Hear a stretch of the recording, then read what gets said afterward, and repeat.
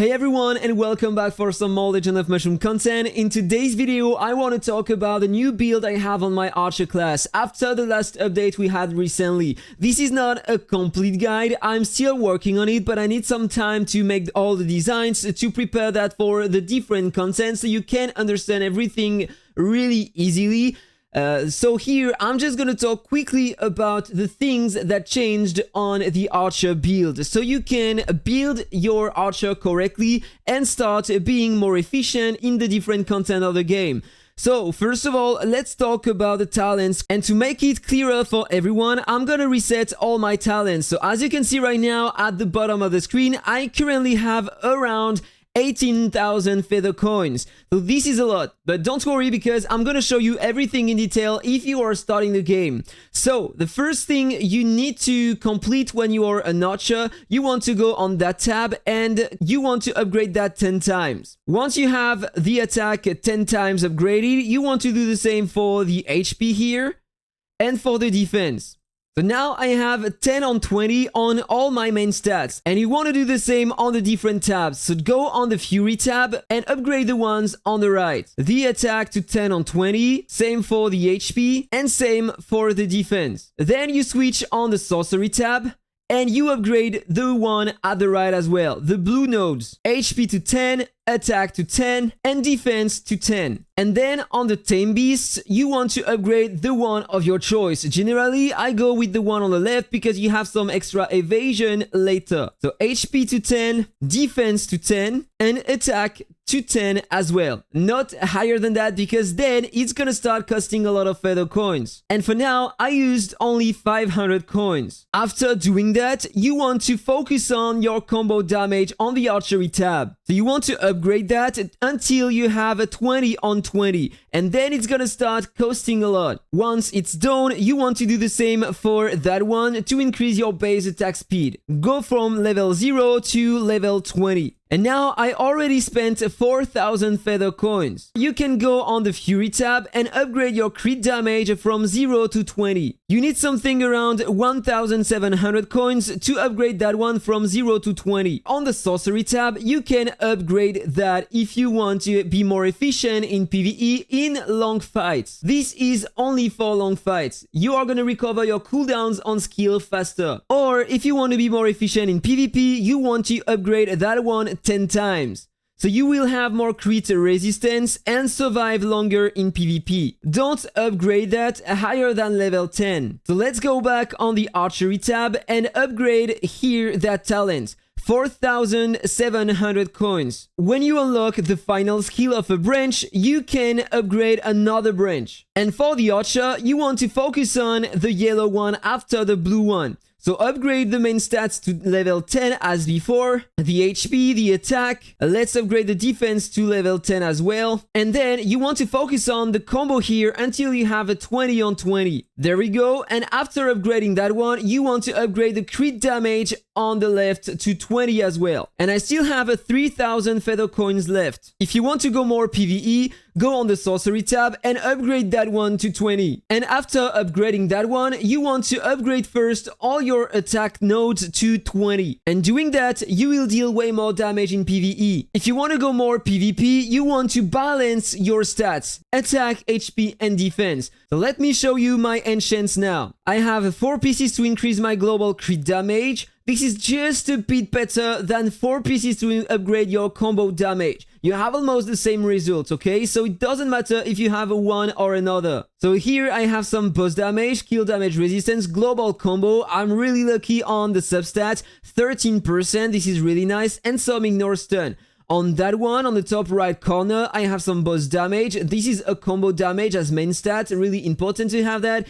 Power damage resistance, combo damage resistance, that is helping a lot as well in PvP. Global basic attack damage, this is terrible. This is not a great stat to have on an archer. You want to have only combo damage. The basic attack is not gonna do anything. On the right one, I have been really lucky. I have some counter damage resistance, 30%, global combo, multiple procs, 17%, 2% boss damage resistance, 10% global basic attack damage. One more time, it would have been better if it could have procced in global combo damage, but whatever. I still have a great coefficient here.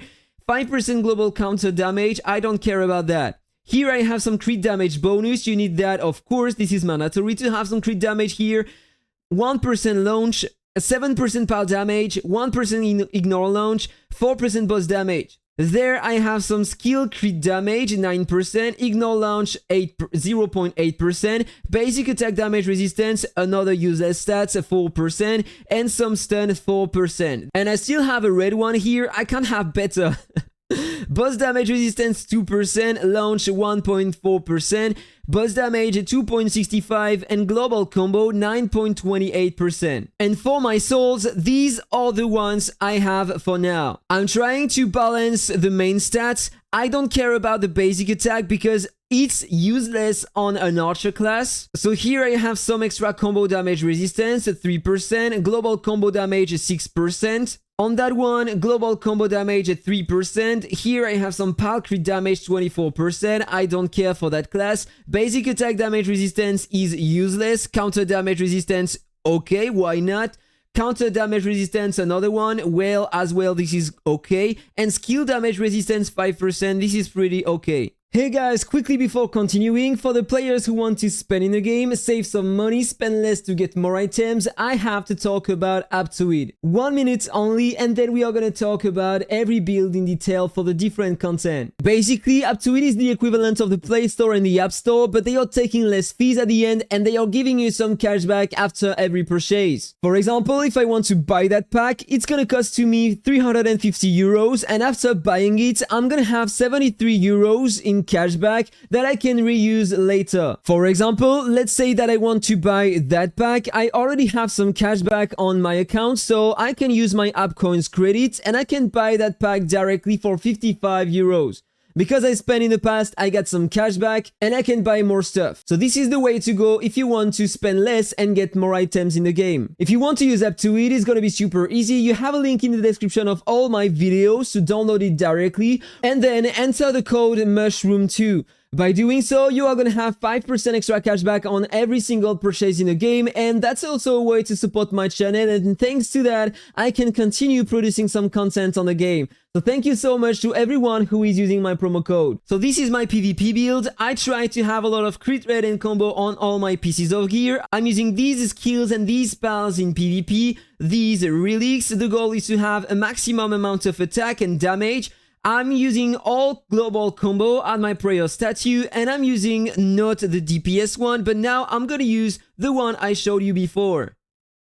And these are the items I'm using. The Blue Ox, mandatory if you're an archer in PvP. I'm using that weapon to cast an extra clone, so the enemies are focusing on that little clone instead of me directly at the beginning, so I can survive a bit longer and deal a bit more damage to the opponent. That one is great for that. The best back accessory for a PvP is that one, the Trapped Wrath, and you currently have it on the big event we have on global server. That one is just gonna release insane damage on enemies. And the Avian, I'm using that one with no speeding, so I'm going to reduce the skill duration of all enemies by 12%, almost 13%. I'm using debuff immunity to reduce the duration of control effects by an extra 5.5%. And then, unfortunately, I don't have great things. Before trying the build, you can see right now on the screen the stats I have. So let's check my build in PvP versus another archer. So I have the white tiger, and I'm gonna try with the parachute after that try. So that's the first try, and look at all the damage taken by the opponent directly at the end of the fight because of the white tiger. This is insane, the efficiency of that back accessory. So let's try one more time versus the same guy, and look at the damage at the end. His health is gonna burn in 1 second. This is insane. And that is just because of the back accessory, in fact. This is so powerful. I'm gonna use that one. It was the best one we had before. So let's retry versus the same guy. And let's see the difference. So there we go. No clone anymore. And I died.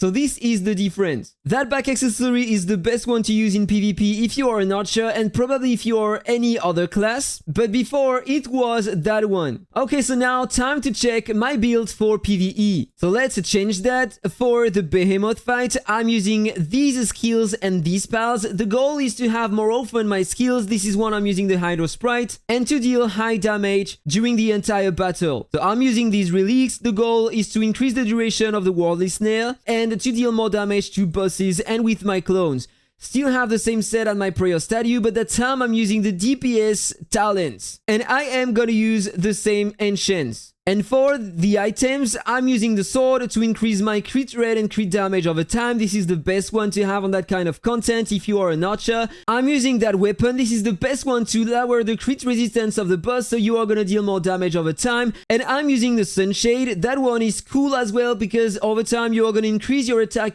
speed, and your skill regen. So you are gonna have your skills more often, and it matters a lot in that kind of content. If you don't have it, you can use the parachute instead. Your score is going to be a bit lower, but you are still going to have a great score. And I'm using that avian to increase the damage taken by the boss. Before trying the build, you can see right now on the screen the stats I have. So if I go on the Blazing Cave, before the update, I could reach 35,000 damage, and now I have 52,000. If I run the fight, this is what happens. If you can't survive, just change one of your skills and replace it by the disarm. In fact, change the Worldly Snare, because this is the one with the less impact on that fight. So basically, I can survive, the boss is not dealing a lot of damage to me, and he is gonna take a lot of damage during the entire battle. Look at how fast his health is going away. And this is the final score. Even better than before, in fact.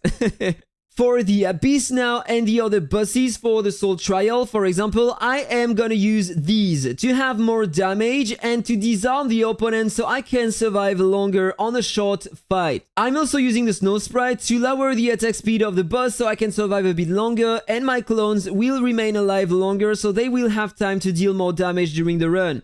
I'm using these relics to increase the damage of my Snow Sprite, to have more damage on the boss, and more damage with my clones, and more duration on the disarm. I have the same combo build at my prayer statue, and the same build with my talents, and with my enchants. And I am using almost the same build here. I'm just switching my artifact. I'm using the Eye of Raven to proc a second time the clone. If you don't have the Eye of Raven, you are gonna lose a lot of damage. Before trying the build, you can see right now on the screen the stats I have.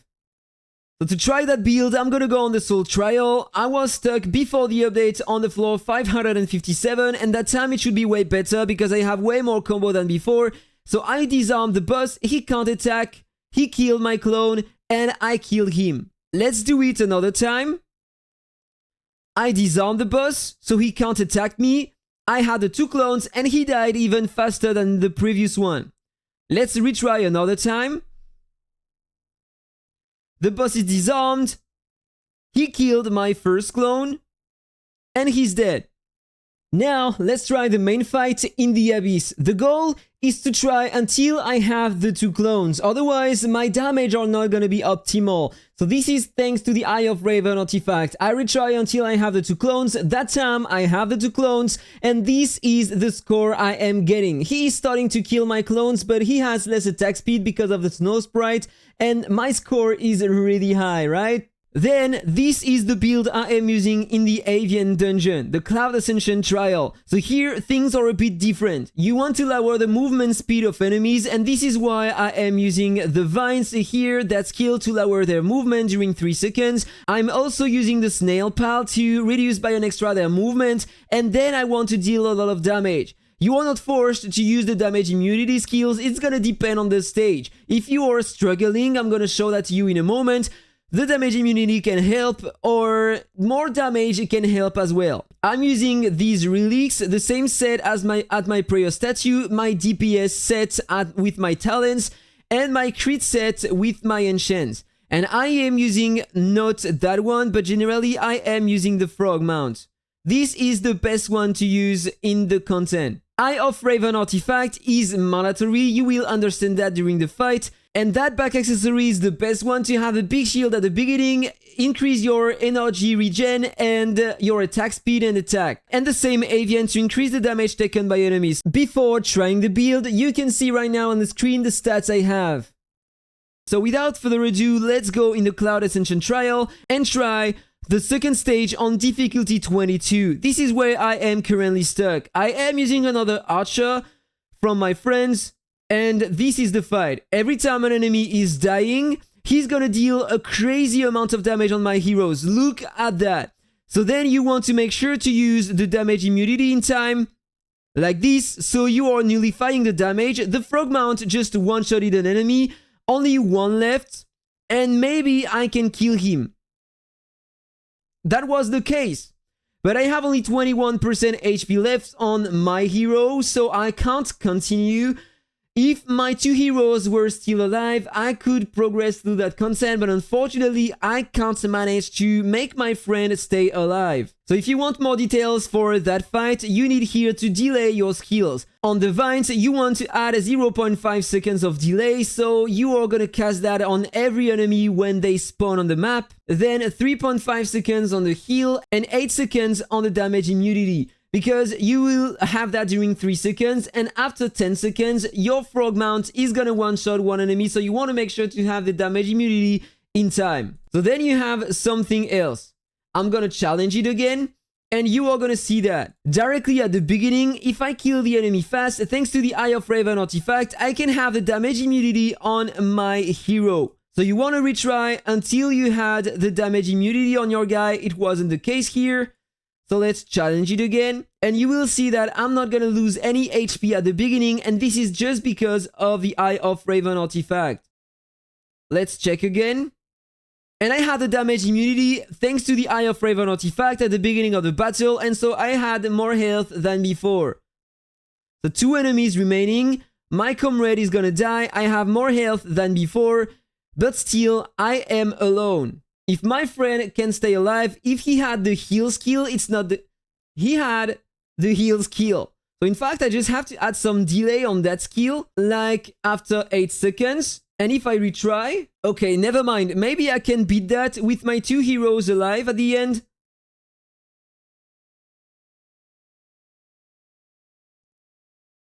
Okay, he is starting to heal. Okay, he died, but it was really close. Let's retry again. If he had the Eye of Raven artifact as well, I would have more chance to beat that content. Because he could have the damage immunity. Okay, he was still alive, 8% HP remaining. Never mind, so maybe I can go a bit above in that content now. So now, before ending the video, let's talk about Grumpy Bighead. The build is still in construction because the talent changed a lot and it's a bit harder than before to have a lot of damage and evasion at once. Because this is the goal. You want to have a lot of evasion, more than 100% if you want to dodge multiple attacks and survive longer and heal thanks to the heal skill. So these are the skills I am using and the pals I am using as well. High damage, survivability, this is the main goal. I'm using these relics to increase the damage of my clone, the damage versus a boss, and have more time on Worldly Snare and that skill. I don't remember the name. Same said at my prayer statue, but that time I'm using different talents. So let's go through my talents. I'm gonna show that to you quickly, but this is work in progress, okay? So first of all, you want to focus on the yellow tree for the archery tab. You want to upgrade your HP, attack, and defense to 10. Then you have your combo here. You can upgrade that to 20. Your crit damage, upgrade that to 20 as well. And you have the evasion here. Upgrade that to 20 on 20 if you have a lot of feather coins. So this is the goal. You have 1 evasion there. On the Fury tab, you want to go at the top with the red nodes. Upgrade your attack, HP, and defense to 10 and your evasion to 10 on 10. It's gonna cost a ton of feather coins here, but you are gonna have way more survivability in that content. On the Sorcery tab, you want to upgrade the same. Attack, HP, and defense to 10 and then 10 on 10 on the evasion. And finally, on the 4th tab, the Tame Beast, you want to upgrade the yellow branch, attack, HP, and defense to 10, and then focus on your evasion until you have a 20 on 20. After that, if you still have a lot of feather coins, the best thing you want to do is to balance your attack, HP, and defense. The goal is not to deal crazy damage in a few seconds, but it's to survive and deal damage over time. Remember that you need to survive during 10 minutes. If you can't survive 10 minutes, your damage are gonna be really high. So you want to balance your attack, HP, and defense. I think that I can put everything to 12 or maybe 13. And yes, I have a few attack nodes to 14, and every single other main stat is level 13. So now if I check my main stats, these are the stats I have. 114% evasion. This is not enough. In my previous video, I had more than 130%. I was surviving, so maybe it's gonna be enough, maybe not, because now I am higher in the dungeon in Grumpy Bighead, level 98, and maybe it's not gonna be enough. We will check that, but before, if you want to see the rest of my build, I am using the same enchants, the crit build, and I'm using these items. The goal is to maximize my damage over time, so with the blade, I'm gonna have more crit and crit damage over time. I am gonna have as well more damage thanks to that artifact, because I'm gonna lower the crit resistance of the boss over time. This is the best one to have if you want to increase your damage, or you have some other choices if you want. You have that one. This is a bit worse than the other. Or you have that one, but same. These 3 weapons are great, but you have a bit more damage when you are using that one instead. And for the back accessory, the Sunshade is the best one to have. Big shield, often during the battle, more attack speed, and skill regen. And finally, the Avian, same as every other PvE dungeon, you want to have the one to increase the damage you deal to enemies. Before trying the build, you can see right now on the screen the stats I have.